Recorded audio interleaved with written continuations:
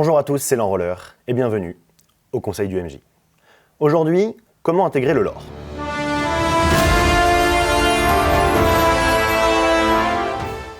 Le lore est l'histoire de l'univers dans lequel vous allez passer votre aventure.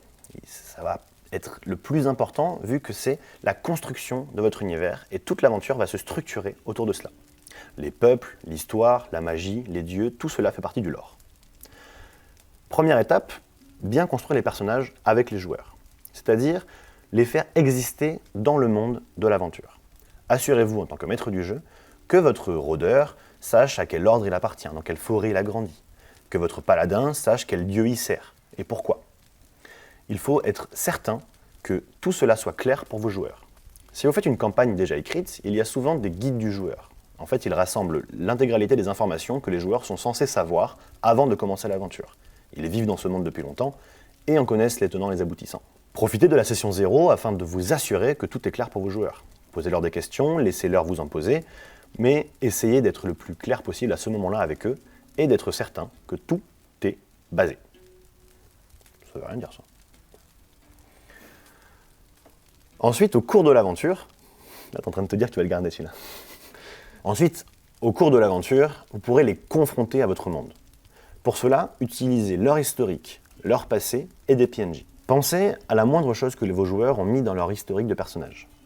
Peut-être qu'un petit détail qu'ils ont utilisé va leur tomber dessus au milieu de l'aventure. Un personnage qu'ils pensaient disparu va revenir.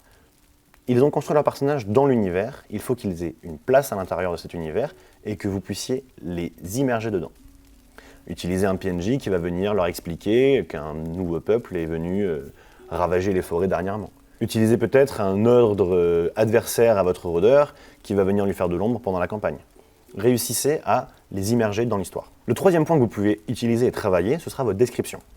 Travaillez vos descriptions. Si vous décrivez un bureau, imaginez un bureau, certes que tout le monde va se représenter, mais rajoutez des petits détails. Peut-être que la plume pour écrire appartient à une espèce d'oiseau qui est propre à votre univers.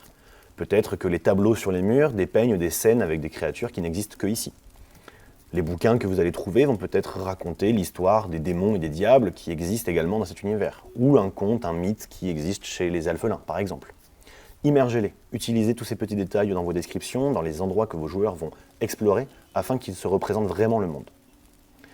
Pensez également à utiliser des aides de jeu, c'est-à-dire des petits supports physiques qui vont rendre ce que vous racontez tangible à vos joueurs. Cela peut se passer par une lettre que les joueurs vont recevoir, un journal d'un capitaine de bord par exemple qu'ils vont trouver, mais essayez de leur donner quelque chose de matériel afin qu'ils se représentent et qu'ils se sentent plus investis dans l'histoire.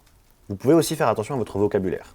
Par exemple, si les elfes dans votre univers sont nommés différemment, pensez à utiliser le nouveau terme.